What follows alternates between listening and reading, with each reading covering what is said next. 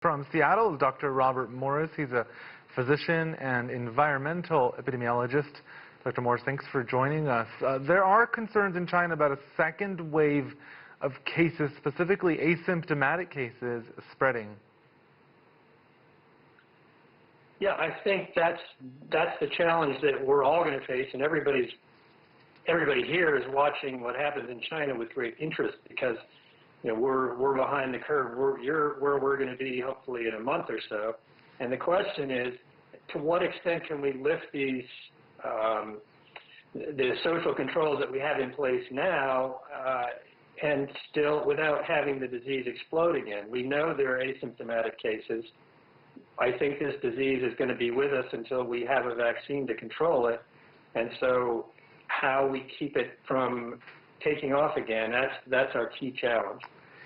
In the initial stage of infections, the method was contact tracing, seeing somebody who is symptomatic, following them and finding out who they had been in touch with. But what is being done to find and isolate asymptomatic patients right now in China?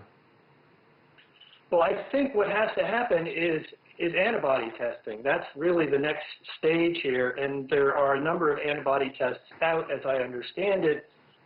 Their widespread antibody testing is planned because that's going to tell you who has had the disease, and that tells you how prevalent it is, how many cases. We really don't know how many asymptomatic cases are out there.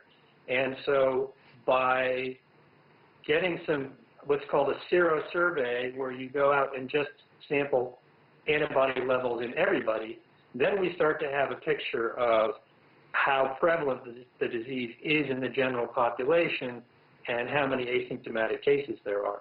Wouldn't that confuse the numbers telling you also who's had it, but also who might currently have it if you're checking just for the presence of antibodies? Well, you have to. You're going to be looking for symptoms, you're going to be testing for the virus itself, and you're going to be testing for antibodies.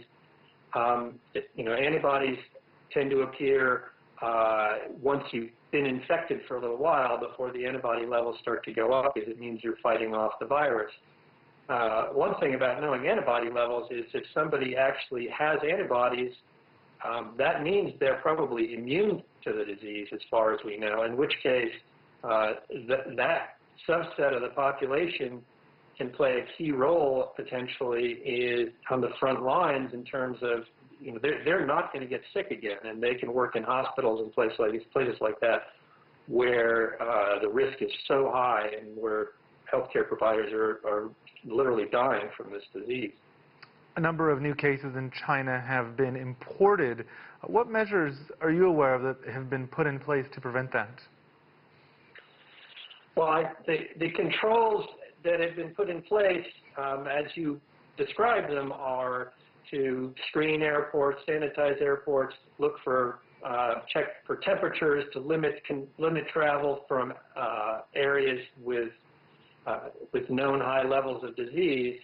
But even that, as we know, and as you've described, is not going to capture those people who either have an asymptomatic case of the disease or are early in the course of the disease. There's about a 6-day window between when people start to shed the virus and when they actually start to have symptoms, and that's what's made this so hard to control. Is there any indication that the virus has mutated or is mutating, and would a mutated version present new challenges for China? The studies that I have seen suggest that the virus is actually relatively stable and is not mutating that much. Often when viruses mutate, they actually become less virulent over time. But it seems to be relatively stable. It does mutate rapidly, but in terms of the disease itself, it seems to be relatively stable. All right, Dr. Robert Morris joining us from Seattle. Thank you for your time and for your input.